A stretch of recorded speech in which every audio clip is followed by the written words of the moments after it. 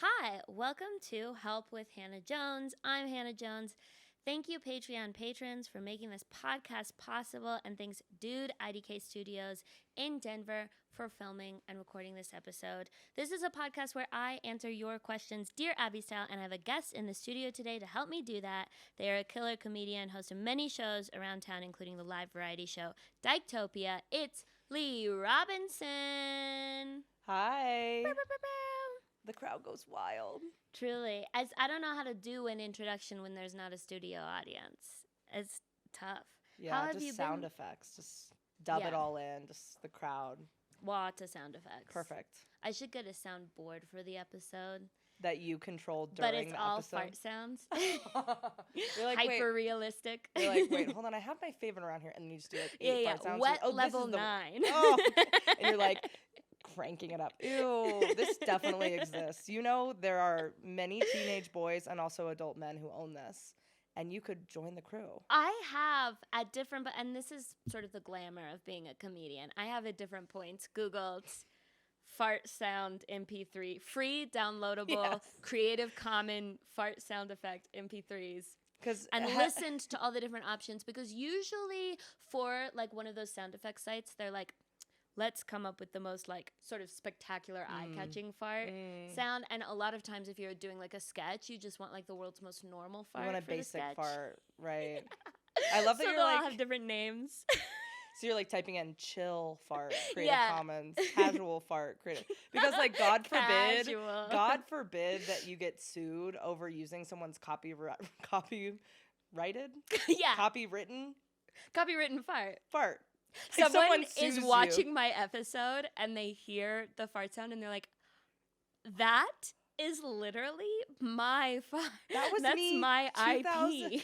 2008 post Taco Bell in the Cayman Islands. Yeah, but then they accidentally say that in their like canceling me post, and so then Taco Bell takes some of the revenue share. Taco Bell's lawyers come in and they're like, "We are shelling out $500 million to get for what? For your podcast? Yeah. To come take your The podcast real revenue." fantasy here is the idea that I had enough viewers for that to happen. To actually be sued. Honestly, Absolutely. goals. Hell yeah. Lee, it's your birthday week. It's my birthday week. I turned 31. Everybody wished him a happy birthday. You turned 31? I turned 31. That's such a bummer. It is, because it's like 30 is so sexy. It's like, ugh, I'm entering It's a so new decade. Big, it's so important. My It's 20s are so- behind me. A 30th birthday is like our generation's version of a wedding. Yeah, because we where don't it's get like, any other okay, I'm attention. gonna really prioritize my friend on this Right. birthday. Yeah, and But then 31 is so. meh. I'm doing a dinner party. Like I usually do parties every year, and this year I was like, I'm gonna do a dinner party, which like does sound fun, but like I hate being like, you know, when people are like, ugh, I feel so 31, or I feel so. It's just like, what does that mean? You're just like aging, Yeah, and you're accepting that you like dinner parties. Woohoo! yeah. And don't want to plan things, and your body can't handle recreational substances anymore. 31 is like. I'm doing okay on that front. I can handle them still. Okay, I'm projecting. I will say I have an abnormally large amount of energy compared to almost everyone I know. That is literally the most fucked up thing anyone's ever come on this podcast to say. Sorry. So that is the most Sorry for socially bragging. unacceptable thing. You walked into this and in a room full of people who are so exhausted. I couldn't be more exhausted. To me, growing up, a birthday is just a reminder that this coming year I'm going to have to be more exhausted and do more shit for less reward Yeah. because there's less novelty in the world in general. That's not untrue. But I don't. And then you walked in and said, I have an abnormally large amount of energy. What the fuck? I just do. I don't know. Is that bad? Sorry, I mean, I'm turning 31. I have to have something to feel good about. Get on a bike and pedal and power someone's house like that. Like, it's fucked up to walk around with a surplus when we have a literal energy shortage in this world. Yeah, and I'm out here. Yeah. I'm riding like 24 miles. I I'm could be hooked up to a house. I'm Peloton electric pissed. bikes, call me. Because I literally can't even this year, that like a month ago or something, I had to go through a journey to make myself less high maintenance because I used to for the listeners out there, I used to like blow dry my hair every day. I Right. used to spend like an hour plus getting ready. Yeah. I used to wear nice outfits everywhere I went. And I used to work out for like an hour and a half to 2 hours, like 4 to 5 times a week. Bro. And 2 hours of working out? yeah, Mm-mm. of lifting, which is like mostly sitting and just like feeling more exhausted than you've ever felt. True. And then a little bit of energy output after that. But the whole thing was I stopped working out like that because I can only handle walking now. I'm just so burnt out. I Yeah. stopped blow drying my hair. Good. I stopped doing all sorts of different stuff. And you're sitting next to me saying, Sorry. you know what? I'm actually looking for more things to be on my plate. No, I don't agree with that. I do not. I'm not saying that. Yeah, maybe you should just work for more hours. I will say I have mask privilege. Absolutely. Like I wake up and I leave the house. Oh, yeah. Yeah. I didn't even mean to bring gender into this, by the way. I wasn't like, You're like, I I'm wasn't doing like, this. I'm pretty sure you're not blow drying your drying your hair. No, I do think about it all the time though. Like I save so much time in my day and my life just by like I put this on in like 1 minute. Yeah. And then I did a little makeup, but like my makeup is like one And of those, for like, me, mine is a choice. Mine is a choice that I have decided that the life that I would live based on my like natural, what was handed to me genetically, is one that I'm personally is not acceptable to me. And so I've decided that What a 2 hours, self-own. that with 2 hours I am okay with that life. I'm down with being treated. So that's the Got thing. Is it. that like obviously I could also not put as much time into my appearance and be probably more fun to be around, honestly. Well, I don't know. I just also I just forget. It's been so long since I've like done anything like makeup. Like, you know what I mean? Am I just like being a total dick? No, they do say I used there's to that do it. study that is like a lot of people might think that like lesbians are happier or specifically have better body image because the beauty standards are like a little bit different and a little bit less crazy, but they actually did a study, and women who fuck men, super bad mental health. Yeah. Right? Women who fuck women or other like non-men, better mental health. Yeah. Men who fuck women, great mental health, and men who fuck men, terrible mental Horrible. health. So it's not about being Horrible. a woman. It's not being a woman that's hard. It's fucking men that's hard. Yeah. And being subjected to what they think is hot, which is you look like you're 13. Yeah. Like Hot young- and wet and the young- tight and tiny little baby. I'm a sexy little baby. it's painful to like hear. Little baby hole. Okay. Baby hole dash Hannah Jones. My first special name. There you go. Write And it down. honestly, it's like not half bad and Yeah. might happen. Yeah.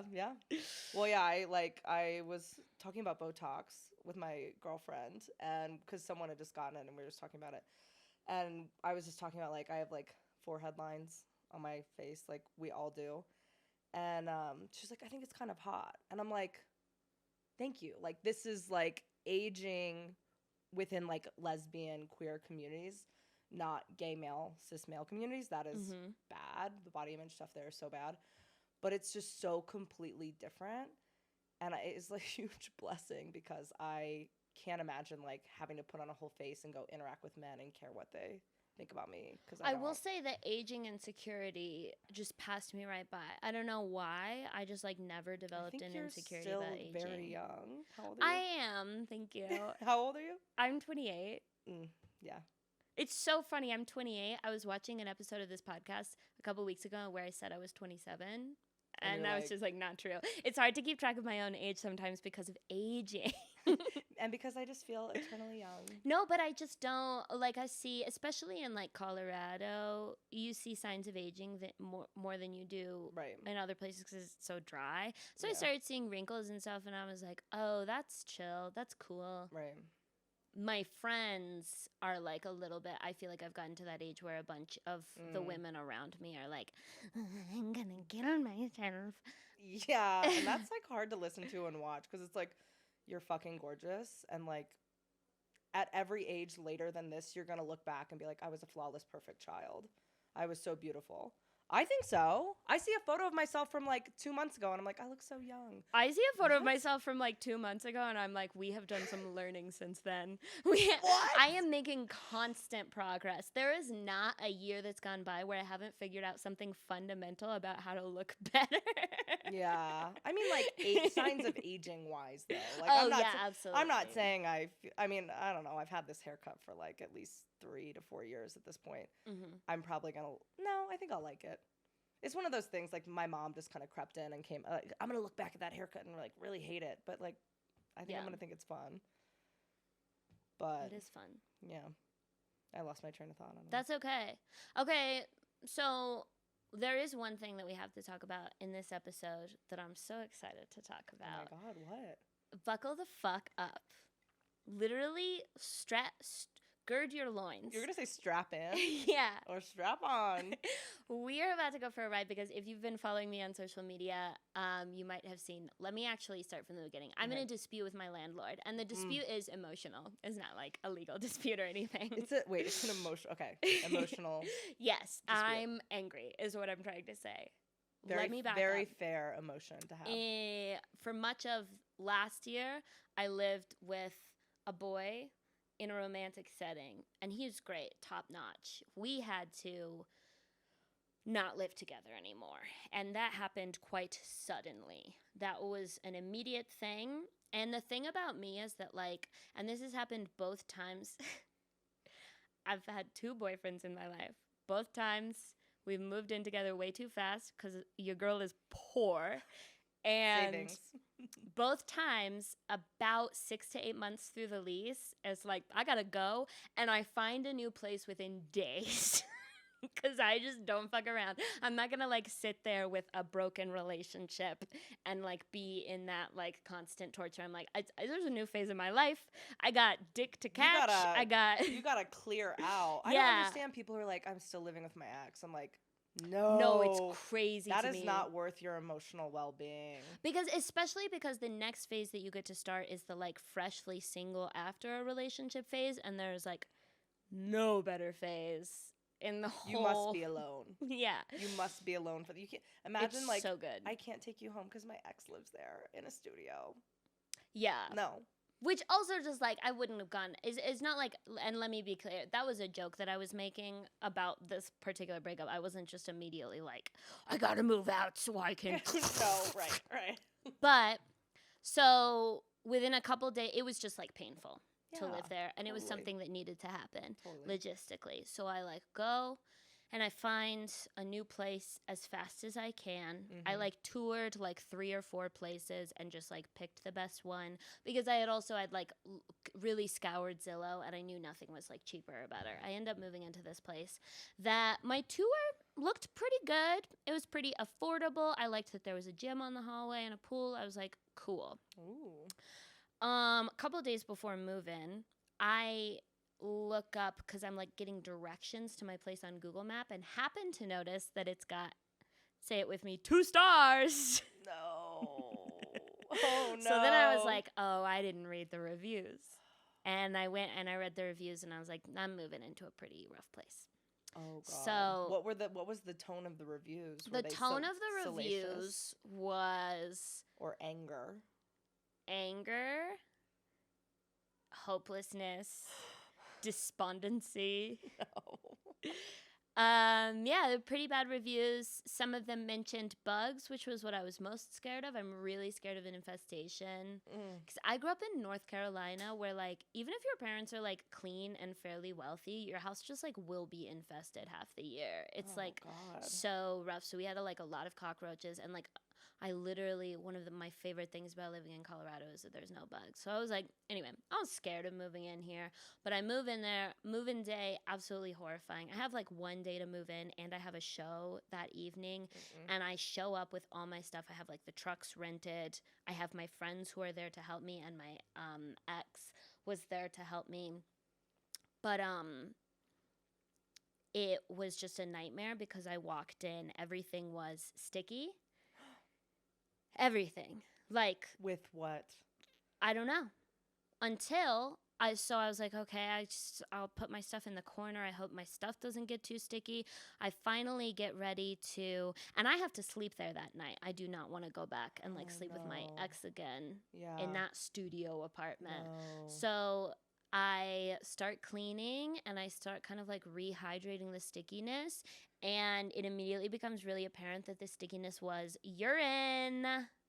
Yo, what? Cat urine is what I smelled because I had a cat growing up, and I was like, this is Cat piss clear. everywhere. So I go to the main desk guy, and I'm like, hey, King, you're literally, I love you so much, and you're doing a great job here, because I'm like pathologically nice to like customer service people. This. No, not even manipulation. No. I'm just like, this isn't your fault. It's not your piss, you know? No, he didn't piss This there. is a hard job. You're the manager of a shitty building for a shitty company. Sure. So I'm like, this is so not your fault.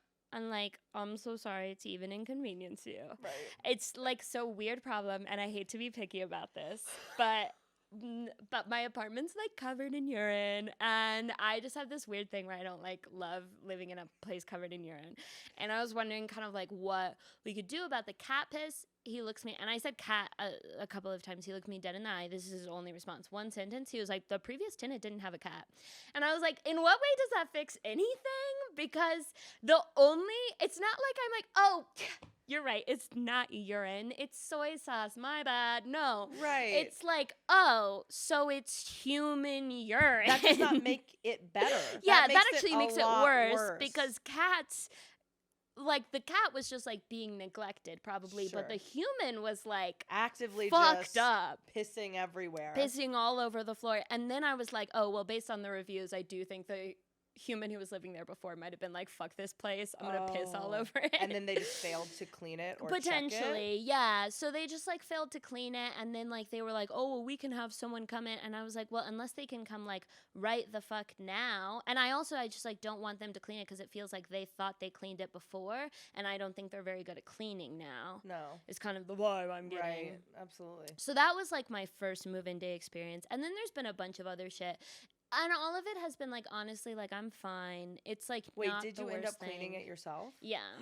It just took like days of work, and it was like extremely stressful, and I had shows those nights, and I had to go into work the next morning. It was and I ended up like calling my ex crying, and like did stay with him another night, and it was a very painful process. All is good now. Thank God I have a really nice ex. Yeah, thank God. That would have been a nightmare. To just if it had been like an animosity breakup. Right. There was also like the fobs work kind of intermittently. So there was a night where I had like gone out to like hang out with people after a comedy show, and I had like been drinking, and I Ubered home, and then I like couldn't get into the front door randomly. And there's like the emergency maintenance line is like a joke. No one ever answers it. But thank God, because the fobs stop working sometimes, thank God the front door actually just like, if you pull it really hard, it just opens. Now, it didn't used to. Oh, okay. But that's a recent development, is that it just like doesn't lock, period. So if anybody wants to like come over. Yeah, if anyone is looking for a place to rob. Yeah. Jeez. But so, long story short, like lots of different experiences of terrible shit. Does this place have a name? Yes. What is it? I'm going to say the ownership company's name. It's Greystar Apartments. They own plenty of buildings. Don't move into any of them. I used to live in a Greystar building. The Douglas? Yeah. I hated them. People pissed in the stairwells. Oh, yeah, people piss. It sounds like it's kind of like a tradition at this point. Yeah, it's just like you're drunk and you vomit, piss. Yeah, there's always like trash. Vomit, piss, or like milkshakes will be sprayed down the stairs or something. Because it's just like, if you're being so mistreated by the building you live in, you have no respect. It's kind of like how like unhoused people litter a lot. And it's like, well, yeah, if society is fucking you over at every turn, your respect for community spaces goes out the window. You are angry. Yeah. So no, you're not gonna like fucking take care of our shared space. Yeah. Because how's that shared space serving you? But anyway, so my washer breaks a month ago. And a few days ago, I started a project I like to call leaving a separate 1-star review for every day that my washer is still broken, where I would tell a story of something bad about living there. I have like 4 Google accounts that I'm currently signed into. Greystar has plenty of buildings. There's Yelp. There's Google reviews. I mapped it all out, and I could leave up to 40 reviews, is what I was estimating. I left 2 on 2 different days, and the washer was fixed. What? They just fixed Master it plan. And that's how it always works. With every customer service thing, just leave the review. Don't ask people for shit. Just skip to leaving the review. It is the fastest way to get a response. Tweet, leave a review. Yep. Don't try going through the normal channels. Because they will not care about you. They will not give a fuck because it's private, and then you make it public, and then it's their problem. Because they're just trying to maximize their profit by cutting like any service for like the private issues. So just go public immediately. Go public sooner rather than later. I wish I had done this a month ago when the washer originally broke. I can't believe it took them a month. And they, like, how long? Well, would a they month have and gone? 2 days. A month and 2 days. How long would they have gone if you hadn't started doing that? Forever, probably. Like, why would they have fixed it, right? Like, Yeah. it costs money to fix it, and they don't like care. No. Of course So they they don't. would have in their minds. It's like, why are we gonna fix it until we have to fix it? Right. But when push comes to shove, and the shove is you starting a creative initiative. Yeah. They're not gonna sue me, right? Fuck no. Allegedly. They Allegedly. They allegedly pissed all over my apartment. I don't think I accused them of anything that I can't prove. Yeah. They'll also take the reviews down. Like, I'm pretty sure they have that in their right. Or maybe they can't actually. Maybe. They can't sue you. It's also their legal responsibility in your lease to fix your shit in a timely manner. Yeah. But, like, for me to enforce that, I would have to sue them. And that's, like... Yeah. I've had so many different landlords who... Specifically with washer machines. I have a broken dishwasher in my house that has not been fixed for 2.5 years. Yeah. Our landlord said, we'll have to look into this, but in the meantime, you can use your own personal monies to replace it. I was like, I don't think you know what being a landlord is. This is not... This is insane. But now that I'm thinking about it, I'm like, I wish I could leave a review for her and her properties, but it's like small. It's like a family-run landlord company. Mom and pop landlord, which just means that they don't do shit, and they would absolutely evict us at the first sign of turbulence. I used to rent a house from a dude who like lived in Florida. And he was like 26 or something. So mommy and daddy got him some good investment properties so that he can do bullshit in Florida. He's probably like a DJ or a club promoter. Yeah. And it was 4 of us who lived there, and shit was breaking constantly. And he just had this handyman, which was just like an old guy he knew. Literally. And the old guy would just like walk in and stay at our house for 5 hours and like spend most of the time making nonsense conversations with us, and then like leave, and things were more broken than before. One time he came over to fix something, made a hole in the wall, and then left. And we were just like, okay, wait. I actually would have loved if there was just no hole in the wall. He didn't even like clean up, so there was a hole in the wall and then like a puddle of drywall on the stairs, and then just left. Just no. Sorry for the hole in the wall. Just like no. So we Unbelievable. sent him this like email where we're withholding rent because of and we cited all of our statutes, like a warrant of uninhabitability or whatever, because our certain like appliances were broken, and the heating or cooling, I can't remember what the fuck, but anyway, something important. Yeah. And he emailed us back the scariest, most threatening. He was like, you can't afford a lawsuit and I can. Kill yourselves. And we were like, we sure will, sir. And thank you so much for your time today. That's so fun. It's like so He's like, I'll ruin your fucking lives, bitches. And while you're at it, suck my dick. Oh my God. I mean, it's like so outrageous, but also so unsurprising because landlords hold so much power and we have no protections. And the people who become landlords are scum. Scum. 100% of the time. Below scum.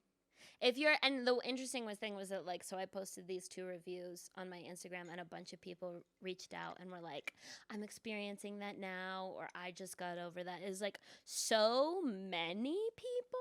Yeah. It's like, We should do something about it. dude. Collectively. We need like a Me Too movement for like landlords. Like, like, there's no, like, because that's what it felt like. It was like, do you know when you like come out or like share your story as like a woman being victimized, right. You get this like outpouring of support. And the last time that I felt that much unity and that much of an outpouring of support was when I posted about being victimized by my landlord. Yeah. I mean, it's like people in power, typically men who are manipulating vulnerable people. Yeah. It's the same, like, tales all the time. We need a girl boss woman landlord to piss all over our apartments. Okay. My landlord is a woman named Amy. And Amy, fuck yourself. She's always like, she's like weaponizing her femininity. She'll be like, oh, I'll have to check with my husband. And I'm like, your husband is like basically dead. Like, I don't know if he's still alive. They're old. Yeah. I don't know if he's still alive. I've never seen him. I've never communicated with Mr. Richardson. I don't even care. I will send this podcast to them. They're absolute trash. Like, we don't even have time to get into the myriad of things that they've done to us, but they don't raise the rent. They also don't fix anything, but the house is great. So I'm not really complaining, but it's just like she has yelled at us on the phone. She was like, during 2020, she was like, we're really struggling and we're going to need your rent payments. I'm like, what? Okay, no worries. How about I cash out some of that equity that it's been? Oh, if you're really struggling, sell one of your $18 million Victorian home properties. To me, potentially. Yeah, since I've been paying your mortgage the past several years. Unbelievable. I hate landlords. I know. That made me so violently angry. Oh, I've been ups and downs over the years. Ups and downs. But I just kind of ignore her, and we never ask her for anything, and it kind of is what it is. The worst part about my place is that I pay $11.50 for a studio in Denver, which is rough. I met some comics who were like, yeah, I used to live in that area. I was like, oh, like where? And they were like, and I found out they used to live in the building, and they used to rent my apartment, maybe not my unit, but like a studio in that for $600. I was thinking $600. That's so fucked up. Yeah. No one pissed in their apartment. Wow. You got a little bonus treat. They just keep raising rent and they don't fix anything, and it just turns into decay. And it's like, great, you're living in squalor for thousands and thousands of dollars a year for nothing. Anyways. We're such leftist thought leaders. Yeah, but as if... Novel idea, the rent is too high. Yeah, novel idea, we should be taking the power back from our overlords. Okay, are you ready to get into some questions? We should get into some questions. Absolutely. I'm feeling full of sage advice today. Before we start, 2 things. 1, this podcast is sponsored by the Patreon. Patrons have first priority to get their questions answered, and they also receive a bonus episode every month. It's only $3. I couldn't even hire someone to piss in my apartment for $3. No. It is so phenomenally cheap. Sign up for the Patreon. We have Patreon exclusive episodes on there, as well as comedy sets from yours truly if you have any interest in that. 2, if you want to ask a question to get answered in a future episode, you can find the link to that form in the podcast description or in my link tree on any social media platform. Please ask questions. It's so great. And like most of them do get answered. It's not like I have like a crazy surplus of questions. So don't feel like you're like shouting into the void. Like we will most likely answer it. Okay. Number 1. And this was submitted by Bowie. I'm thinking it like Bowie is what I'm imagining. Bowie like B-O-U-Y. B-U-E-E-E-Y. B-U-E. Bowie. Okay. What were your experiences with gossip in a small town? Oh my God. Gossip is what fueled Cape Girardeau, Missouri. Cape Girardeau, Missouri, right on the Mississippi River. It sounds a little rich, but I don't think it was that vibe. No, it literally, like, I remember I had an internship once in Dallas. Horrible. Horrible time of my life. And I was telling people where I was from, and I was like, oh, I'm from, Cape, da-da-da. And someone I was working with was like, I've always wanted to go there. And I was like, they're thinking of Cape Cod. Cape Cod. Yeah. Cape Cod. Or Cape Town. There's so many other capes that are super better. different vibes between those capes. Cape Canaveral. Cape Girardeau, I think, is the worst of all of them. Like, NASA's at least in the one in Florida. But yeah, I absolutely... Wait, I lost my train of thought. What was cut to Edna mode, being like, no capes. Literally, I hate it. But yeah, so like the Mississippi River like ran like by the city, and so that was like our whole thing. Like Lewis and Clark stopped there once. That's kind of the excitement level. Name dropping Lewis and Clark. Well, let me name drop someone else. Rush Limbaugh's from there. Oh, charming. Charming. Yeah, I was best friends with his niece in high school. Slay. Yeah, we're still really tight. I would have killed to know Rush Limbaugh's niece when I was 14. Dude, it was just like the town was just like brainwashed city for like purity culture and like republicanism. Yeah. So I just didn't even know. We bonded over the fact that we both at a young age wrote a letter to Bill O'Reilly. Wait, we did? Didn't we? Or that was someone else. I think that was someone else. Cut it from the. That was definitely someone else. Okay, my bad. Well, I wrote into Bill O'Reilly, and you like knew Rush Limbaugh's niece, so it's very similar. It's like honestly, like it sounds like something I would have done. Yeah. Like I remember my mom wrote like a yearly, like around the time I was about to enter high school, I was kind of like questioning my, way of life, this like brainwashing I was going through. And I remember, like, my mom wrote in a letter, did your family do, like, letters at Christmas time to, like... Letters to who? Like... Not Santa. No. Like, family members, friends, and then you send out a bunch of Oh, like a little family newsletter? Like, update, no, my family didn't do that. Yeah, she did that. And one of them around, like, 2008 was like, everyone is hoping for whoever the fuck... Was it John McCain? Yeah. In the first round? Just him to win, but, like... Mitt Romney, perhaps? Who was... That was the first time Obama got elected. It was versus McCain and Sarah Palin, right? I think. And then my mom was like, Lee's hoping for like hope and change or something. And then they like laughed mercilessly about it forever because she was implying I was a Democrat, and it was just like the worst moment of my life. They just bullied me for wanting people to be equal and I believe in climate change, and they were like. I got bullied hardcore for being liberal. So I don't know if I was like from a small town. My siblings referred to it that way, but it grew so fast, and it's certainly not anymore. And I don't think it really was for most of when I lived there. But I was homeschooled in an ultra-religious, conservative fundamentalist community in that town, which is like being from a small town because it's so insular. Yeah. And I was a young feminist. That's kind cool. of like outspoken, super annoying also, and I can't overstate how annoying I was. That's canon though. I mean, imagine being surrounded by people with the worst possible opinions all the time, and you're like, I'm right, and I have to assert that I'm right. I was at a youth group once. I got in so much trouble because I was at a youth group and we did the purity talk. You know this. Classic. They come in, it's like, it's the scariest thing ever. It's like when they're like, we are actually going to separate the boys and the girls for this, our small group session for tonight. And all of a sudden, everyone's like, oh, God. And the boys have it worse because they're going to talk nonstop for 2 hours to a 26-year-old with a mohawk about masturbating. And the girls get to talk to a 26-year-old husband of the guy with the mohawk. I mean, wife of the guy with the mohawk. I was like... Progressive. So we talked to the youth pastor's wife about primarily shoulders and midriffs. It was just kind of like upper thighs. Cover up to not tempt the boys. Yeah, it was like, what's the temptation rating of every patch of skin on you? Yeah. And I always thought shoulders were rated way too high. personally. But maybe it's because my shoulders aren't as hot as some girls' shoulders. But anyway.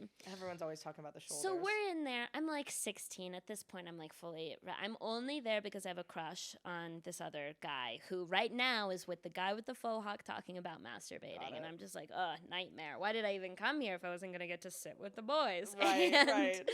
So she's like droning on and on about not tempting our brothers in Christ. And I was like, I would give anything to tempt even one person on the whole planet. I swear to God, that was my goal right then. I was like, if I could make someone stumble, please, Lord. You're like reverse engineering. So you're like, so exposed shoulders, exposed midriff, exposed thigh. What else should I not do? Lord, let these men go to hell for me. I would love nothing more. But what a dream. So at a certain point, I'm like so frustrated. I'm just like, shouldn't we just, and I'm just spitballing here, and this is a post 9/11 world, to be clear, and this is important. I was like, I'm just spitballing here, but it feels like if the important thing is to like not make our brothers stumble, then shouldn't we just wear burqas? Like, doesn't that make more sense? Like, that is the ideology that we're talking about, right? Then like, why would we draw the line at some random spot when we could just like prevent their stumbling with 100% satisfaction rate, you know? Like, what the hell did she have to say to that? Oh my God. She told me to leave. No, I don't think it wasn't that she told me to leave. I think she just told me like that this was not the place for the conversation. And I think she was like, said something along the lines of like, if you want to talk about that stuff, that's not appropriate here, and like implied that I could leave. And then, because I was like so brave in the moment and then so panicky afterwards, I was just like, I messed up. But no, that sort of stuff would happen all the time to me, though. Because I would be so outspoken for 1 second, and then some fucking mom with a jean jumper would make my life a living hell after that. Yeah, and then you're like, I can't. That's the thing. Like, places like that, they keep you in line. They cut you down constantly. Or they make fun of you, or you get punished for having a different opinion. Love it. Yeah. The Gossip Network is so... The Gossip Network keeps you held down. Yeah. We would just, all the time, like, my mom was constantly getting... like, she found out, let's see, so many things. Like, the first time I ever drank or smoked weed, like, I stayed at my friend's house. We had some really bad lie, like, of, like, a swim meet or something, whatever. And, like, by, like, 9 a.m. the next day, I was grounded for, like, 8 years. It was just, she knew and was just like, you're in so much trouble. She didn't know I smoked weed. Sorry, Mom. But this is why women need to work, though, outside the home, low-key. Like, no, I'm not saying all women need to work outside the home, but all women can't be at home because what they do is they just call each other all day and they narc on all the kids, and it's not healthy. It's so unhealthy. And it's just like, there's no freedom to develop your, like, personality or who you are, or figure out your taste. Like, at least for me, like, me and my best friend in high school, we were always grounded. Like, and I had an older brother who was constantly, like, getting DUIs and, like, drinking. He was like... I think you're only allowed to get 2. He got 2. Okay. He got 2. But he was like... And he scoots now. No, he's a real cyclist these days. Yeah. But he was, like, actually sneaking out and going to parties, and I was just like... I was, like, such a good kid. Yeah. And yet I was grounded all the time. Like, I was literally under control, only because I was, like, a woman, right? Like, I was not allowed to go out late or be out late or do literally anything that my mom couldn't control. And it was so fucked up. I was just like, I'm being treated completely differently.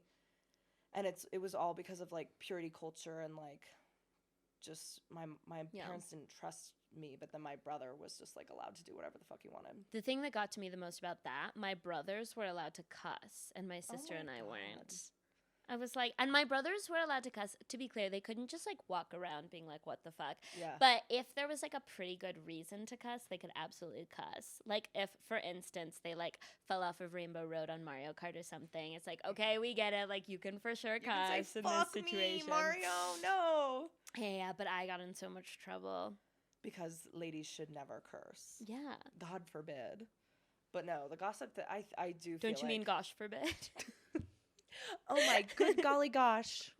that was just like how the town operated. It was just like constantly. I'm like, adult women would literally be just shit talking and speculating about high school women's virginities and stuff constantly. And like, I was just like, this is not normal. Yeah. This is actually batshit crazy.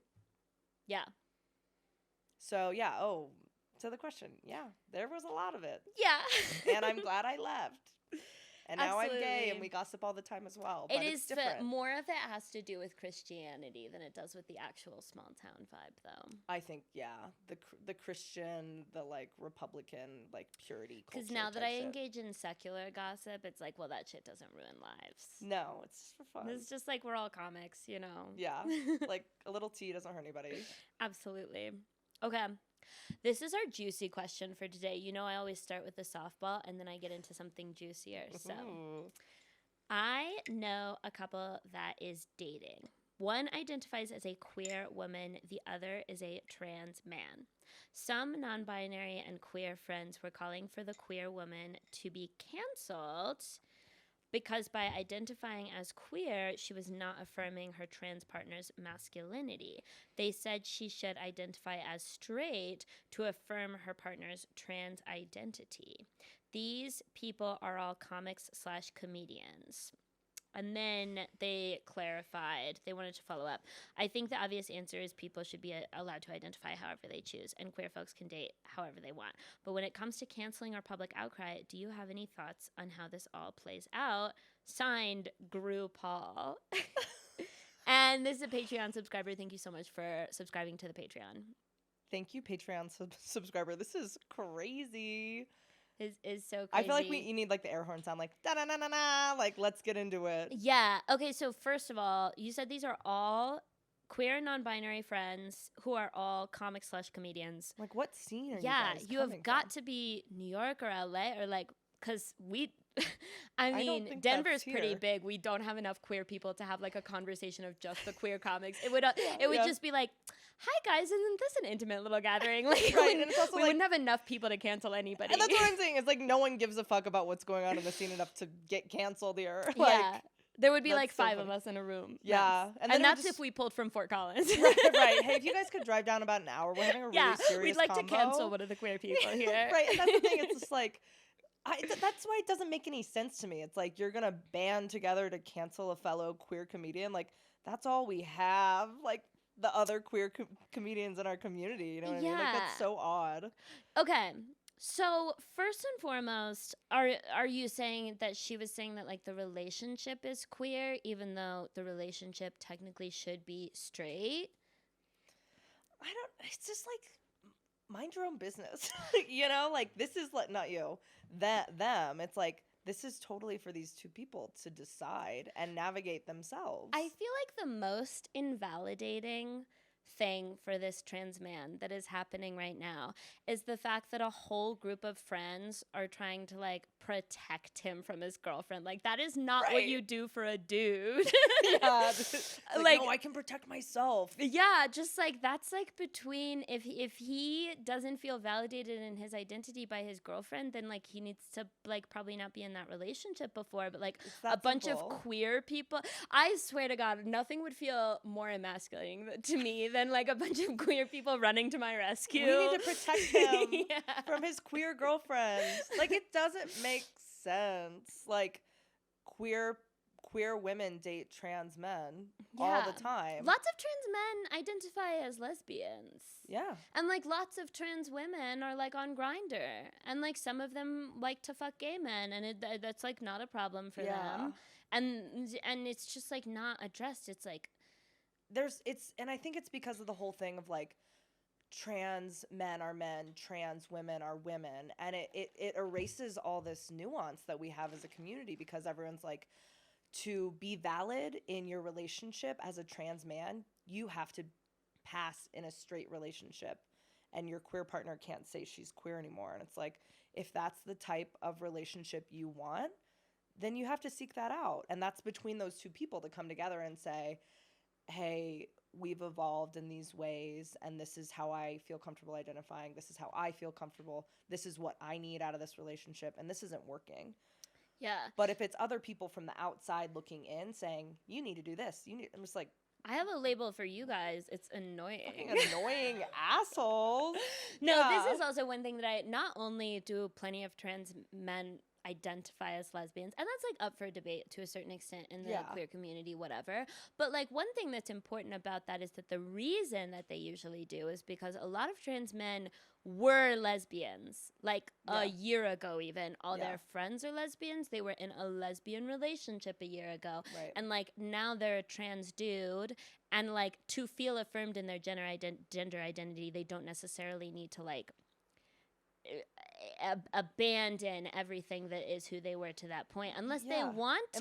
But like why would we be like, okay, like get out now, oh today you are a trans man, so this is your last attending at our like queer femme gathering. Like that's so stupid. It's like you're really going to hit an eject button. It's like someone, and that's where I do think like there is a big debate going on, because a lot of people I know have been in queer or lesbian communities for like 10 plus years and are coming out now later in life. Yeah. And it might be different if you're 19. Like that might feel invalidating to be associated with lesbianism.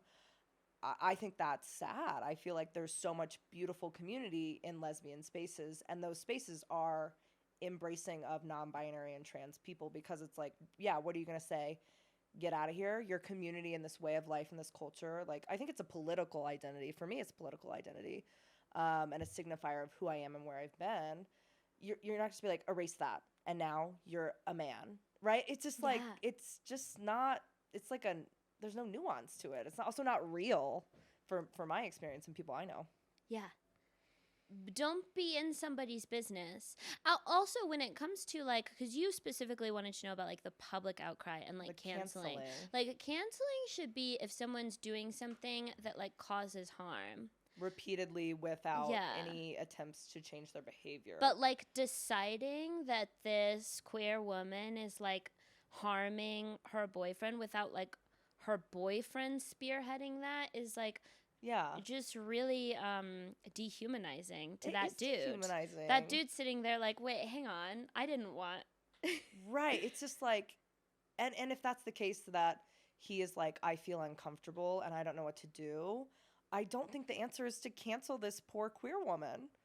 Yeah, I think the answer is to like rally around your friend. If it's a situation where he feels like he's in like this like abusive, perhaps coercive situation and being invalidated by this partner and he doesn't know how to get out of it, rally around your friend, help him get out of it, and then save the canceling for like 6 months down the road. Right. Because it is not going to make his rehabilitation journey easier to have his ex being canceled in the midst of all of this. Them breaking up. Yeah, it's like, and that's why it's like, what is the role of the cancellation, right? It's like, if this person has done this many times, dated people who then come out as trans, and then she tries to force them to keep identifying a certain way, like, yeah, that's a problem. But also, like, is that something for public cancellation, or is that something for you to sit down with her in like a safe group of friends and say, hey, how you're acting isn't cool, and we don't like this, and we think you should change, and this is why, and you're hurting people, etc.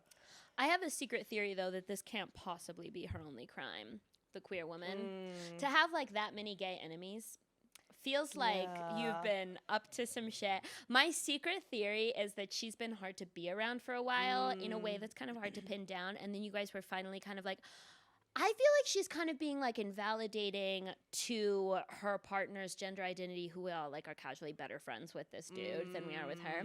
And then you guys were all like, yeah, I do feel like she's being invalidating, but again, you were like, what's our evidence? And you're like, oh, well, she refers to herself as in a queer relationship, even though it's technically straight. We got her. And it's like, the thing is that like you can just stop hanging out with someone. Like, bring back excluding someone who you don't like. Just exclude her because you don't like her, but don't try to make it into like a big moral trial. You can just be like, we don't like this bitch. Your girlfriend sucks. Yeah. Stop booking her on your shows, because it sounds like the canceling thing is like relevant to comedy. That's why comics were having a conversation. Stop booking on your shows. You can just not book people you don't like. It's one of my favorite things about comedy. Yeah. Everyone who I don't like is canceled in my brain when it comes to my shows. But you're not out there being like, here's exactly what I think they did wrong. No, I'm not going to die on the hill of every fucking dude in Denver who's dated a 17-year-old. That'd be a lot of the scene. They're laughing because it's true.